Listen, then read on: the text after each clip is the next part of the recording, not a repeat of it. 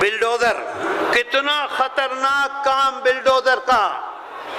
ہم نے اپنا مکان بنایا، پوری زندگی کی کمائی لگا دی اپنے پوتے کے لیے، اپنے بیٹے کے لیے، ایک لمحے میں بلڈوزر آیا اور 1 گھنٹے کے اندر مسمار کر کے چلا گیا۔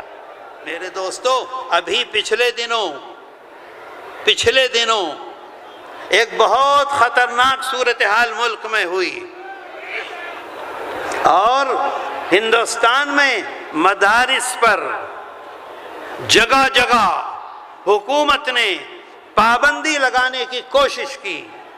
طرح طرح کے حکومت کے نمائندے مدارس میں پہنچ کر یہ بتاؤ پاخانے کتنے ہیں، یہ بتاؤ پیشاب خانے کتنے ہیں، یہ بتاؤ کہ کتابیں کتنی ہیں، اور سب لکھ کر دو، جس پہ چاہے پابندی لگا دیں، جس پر چاہے پابندی نہ لگائیں۔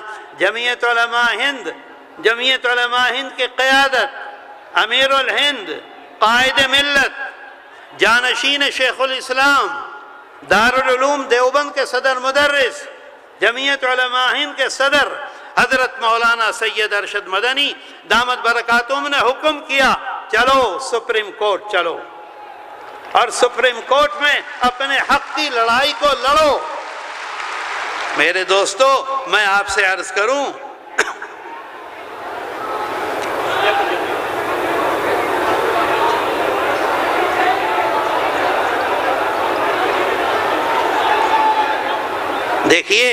دیکھیے آپ کا جلسہ ہے، آپ کا اجلاس ہے۔ ابھی دلی میں 50,000 کا مجمع تھا، اندرا گاندھی انڈور اسٹیڈیم میں۔ ایک بندر آ کر بیٹھ گیا اجلاس میں، از اول تا آخر بیٹھا رہا، ایسا سکون تھا کہ وہ اپنی جگہ سے ہلا نہیں۔ آپ نے تصویریں دیکھی ہوں گی اس کی۔ یہ آپ کا اجلاس ہے، میرا نہیں ہے۔ آپ ہیں، سب کچھ ہے، آپ نہیں ہیں، کچھ نہیں ہے۔ دیکھیے، جمعیت علماء ہند کی ان کوششوں کا نتیجہ آپ دیکھیے دستور میں۔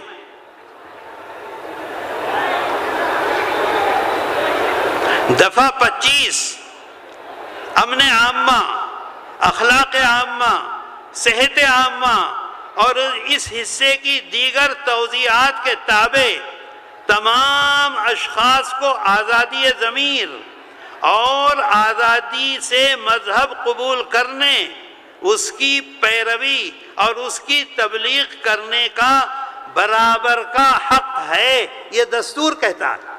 اسی کا نتیجہ ہے جو جمعیت علماء ہند نے کوشش کی تھی۔ دفعہ 26 جو ہے، امن عامہ، اخلاق عامہ اور صحت عامہ کے تابع ہر ایک مذہبی فرقے یا اس کے کسی طبقے کو حق ہوگا، مذہبی فرقے یا اس کے کسی طبقے کو حق ہوگا، نمبر 1، مذہبی اور خیراتی اغراض کے لیے ادارے قائم کرنے اور چلانے کا، اپنے مذہبی امور کا انتظام خود کرنے کا، یہ دستور کہہ رہا ہے۔ ہندوستان کا دستور، آئین ہند، جس کے لیے یہ کانفرنس ہم نے کی ہے، اور میں نے ان سے کہا تھا کہ وہ دے دو، نہیں دیتے ہیں۔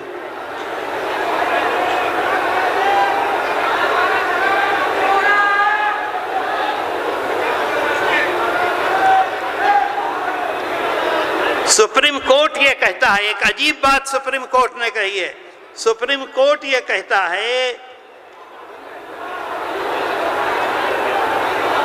مذکورہ دفعات آئین ہند کے پارٹ 3 جو آئین کی روح کہا جاتا ہے، سپریم کورٹ یہ کہہ رہا ہے یہ آئین کی روح ہے۔ یہ جمعیت علماء ہند کی کوششوں کا نتیجہ ہے کہ آج دستوری طور پر آپ کو مکمل حقوق حاصل ہیں، اور اسی دستور کو یہ لوگ توڑنے کی اور ختم کرنے کی کوشش کر رہے ہیں۔ میرے دوستو، ابھی آپ کے سامنے بات آئی ایک مسئلے کی کہ صاحب جو مظلومین ہیں، مظلومین کی حفاظت، بالکل صحیح ہے، مظلومین کی حفاظت جمعیت علماء ہند کر رہی ہے اور کرتی رہے گی۔ 1000 سے زائد مقدمات اس وقت بھی لڑ رہی ہے۔ اس کے ساتھ ساتھ میں آپ کو بتاؤں آسام کا مسئلہ۔ آسام کا مسئلہ 1952 سے جمعیت علماء ہند میدان میں ہے، لڑ رہی ہے، لڑتے لڑتے لڑتے لڑتے ابھی آپ نے اخبارات میں دیکھا 45 لاکھ مسلمانوں کے حق شہریت کا مسئلہ تھا۔ جمعیت علماء ہند نے 56 ہیئرنگ ہوئی ہے سپریم کورٹ میں، ایک ہیئرنگ میں 50، 25، 30، 60 لاکھ روپے، 56 ہیئرنگ ہوئی۔ جمعیت علماء ہند نے 12 سال سپریم کورٹ میں اس مقدمے کو لڑا۔ حضرت امیر الہند دامت برکاتہم کے اشارے پر جمعیت علماء آسام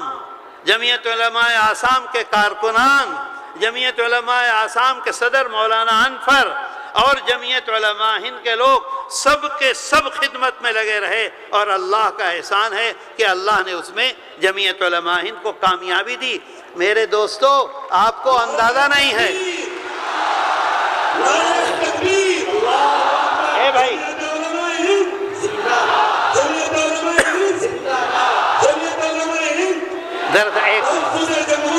ارے بھائی ذرا رک جاؤ یار، میں آپ سے عرض کروں اگر ان مسلمانوں کے خلاف فیصلہ ہو جاتا، ایک لمحے کے اندر ان کی سب کی شہریت کا حق ان سے لے لیا جاتا۔ 1 منٹ پہلے وہ مالک تھے اپنے مکان کے، 1 منٹ کے بعد مالک نہ رہتے۔ 1 منٹ پہلے اپنے کاروبار کے مالک تھے، 1 منٹ کے بعد کاروبار ان کا ختم ہو جاتا، ہر چیز کی مالک حکومت ہو جاتی۔ اللہ نے آپ سے، آپ کی جماعت سے، آپ کی قیادت سے، آپ کے بزرگوں سے کیسا زبردست اور عظیم الشان کام لیا، بولو لیا کہ نہیں لیا؟ لیا کہ نہیں؟ اور میرے دوستو بہت ساری باتیں ہیں۔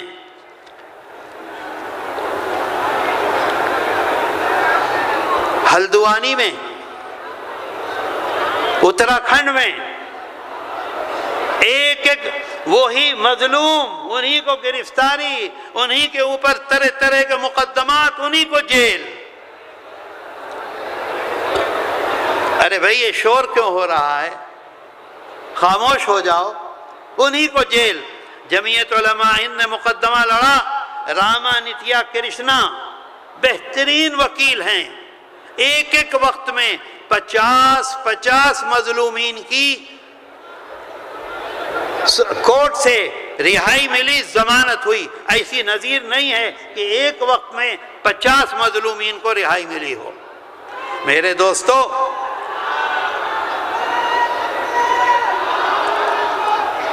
بہت شکریہ آپ کا، آپ بیٹھیں اطمینان سے سنیں۔ بلڈوزر، کتنا خطرناک کام بلڈوزر کا۔ ہم نے اپنا مکان بنایا، پوری زندگی کی کمائی لگا دی اپنے پوتے کے لیے، اپنے بیٹے کے لیے، ایک لمحے میں بلڈوزر آیا اور 1 گھنٹے کے اندر مسمار کر کے چلا گیا۔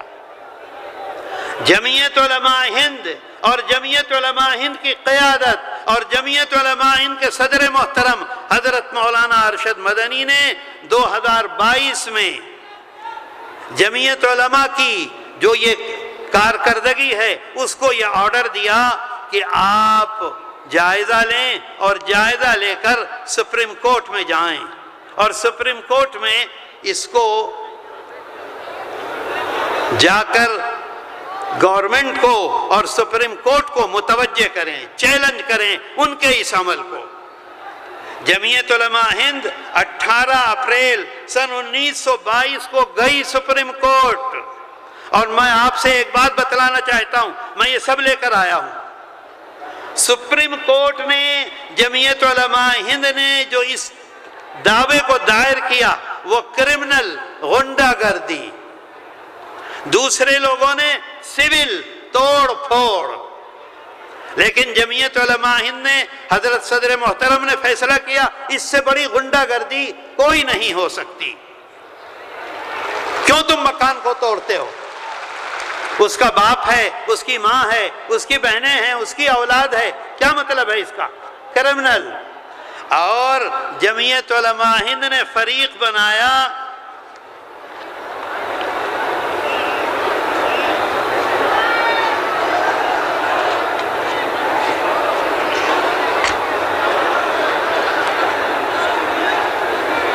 جمعیت علماء ہند نے اس میں فریق بنایا گورنمنٹ آف انڈیا کو، جمعیت علماء ہند نے فریق بنایا اتر پردیش کو، جمعیت علماء ہند نے فریق بنایا مدھیہ پردیش کو، جمعیت علماء ہند نے فریق بنایا گجرات کو، جمعیت علماء ہند نے فریق بنایا دلی اسٹیٹ کو۔ آج جو فیصلہ آیا ہے بلڈوزر کا، پورے ملک میں ہر جگہ بلڈوزر پر پابندی لگائی گئی ہے، صرف اس بنیاد پر دوسرے لوگوں نے ایک ایک صوبے کو، ایک ایک اسٹیٹ کو فریق بنایا تھا، جمعیت علماء ہند نے گورنمنٹ آف انڈیا کو فریق بنایا۔ اور میرے دوستو، آپ کو حیرت ہوگی، اگلی بات میں سناؤں گا آپ کو، آپ تصور نہیں کر سکتے کہ ہم مظلوم ہیں، ہمارے ساتھ کیسے کیسے اور بڑے بڑے لوگ کھڑے ہوئے ہیں۔ میں ابھی بتلاتا ہوں آپ کو، ہمارے اس مقدمے میں، جمعیت علماء ہند کے اس مقدمے میں سپریم کورٹ کے بڑے بڑے سینئر وکیل کپل سبل، کے وی سنگھ، ڈاکٹر منو سنگھوی، آپ جانتے ہیں منو سنگھوی کو؟ کانگریس چاہتی تھی ہماری بات مان لو، پارلیمنٹ میں چلے جاؤ، عام پارٹی چاہتی تھی ہماری طرف سے پارلیمنٹ میں چلے جاؤ، ممتا چاہتی تھی ہماری طرف سے پارلیمنٹ میں چلے جاؤ، ایسا عظیم الشان انسان۔ ان میں سے کسی وکیل نے جمعیت علماء ہند سے پیش ہونے کا ایک نیا پیسہ نہیں لیا۔ کپل سبل نے نہیں لیا، کے وی سنگھ امریکہ میں تھے، آدھی رات تک جاگتے تھے، آن لائن پیش ہوتے تھے، ایک پیسہ نہیں لیا۔ اور آخری جس میں فیصلہ آیا ہے اس کی بات آپ کو سناؤں، آخری سماعت پر، جسے غور سے سنیے گا، کتنی اہم بات ہے، آخری سماعت پر جمعیت علماء ہند کی جانب سے سینئر وکیل ڈاکٹر منو سنگھوی پیش ہوئے۔ ڈاکٹر منو سنگھوی کے عدالت میں داخل ہونے پر بھری عدالت میں گورنمنٹ آف انڈیا کا وکیل سالیسٹر جنرل تشار مہتا، کیا نام ہے بولو؟ تشار مہتا، سالیسٹر جنرل، جس وقت عدالت میں داخل ہوئے ہیں ڈاکٹر منو سنگھوی، تو پوچھتا ہے تشار مہتا، کیا پوچھتا ہے؟ آپ اس مقدمے میں کیسے پیش ہو رہے ہیں؟ بھری عدالت میں پوچھتا ہے آپ اس مقدمے میں کیسے پیش ہو رہے ہیں؟ آپ کی فیس کون ادا کرے گا؟ کیونکہ 30 لاکھ روپے فیس لیتے ہیں۔ تو معلوم ہے کیا جواب دیا سالیسٹر جنرل کے؟ اس جواب پر انہوں نے کہا، ڈاکٹر منو سنگھوی نے کہا، وہ آج، غور سے سنیں، وہ آج عدالت میں جمعیت علماء ہند کی جانب سے پیش ہو رہے ہیں، اور آگے سنیے، اور مظلوموں کے ساتھ ہونے والی ناانصافی کے خلاف مفت میں اپنی خدمات پیش کرنا چاہتے ہیں۔ آپ غور کیجئے، آپ کے ساتھ کون کون لوگ کھڑے ہوئے ہیں۔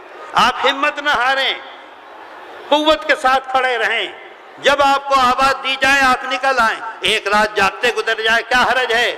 2 وقت کا کھانا نہ کھائیں کیا حرج ہے؟ کھڑے کھڑے گزر جائے کیا حرج ہے؟ کوئی حرج نہیں۔ آپ دیکھیے آپ کی قیادت، آپ کی جماعت پر کیسا اعتماد ہے۔ سالیسٹر جنرل پوچھتا ہے آپ کیسے؟ وہ کہتے ہیں میں جمعیت علماء ہند کی طرف سے مظلوموں کی حمایت میں، مظلوموں کے ساتھ جو ناانصافی ہو رہی ہے اس کی وجہ سے آج کھڑا ہوا ہوں۔ اور پھر ایک بات اور کہتے ہیں ڈاکٹر سنگھوی وہیں عدالت میں ایک بات اور کہی، سنیے۔ ڈاکٹر سنگھوی نے مزید کہا بلڈوزر کارروائی پر روک لگانا ضروری ہے، جس کے لیے آج وہ عدالت میں اپنے دوسرے تمام مقدمات چھوڑ کر حاضر ہیں، خالی نہیں بیٹھے تھے، دوسرے مقدمات چھوڑ کر حاضر ہیں۔ جمعیت علماء کی گزارش پر وہ اس مقدمے میں مظلوموں کی پیروی کر رہے ہیں۔ میرے دوستو، آپ سوچئے، غور کیجئے، یہ آپ کی طاقت ہے، یہ قیادت کی طاقت نہیں ہے۔ آپ طاقت میں ہیں تو قیادت کو طاقت دے رہے ہیں، آپ نہیں ہیں تو کچھ نہیں ہے۔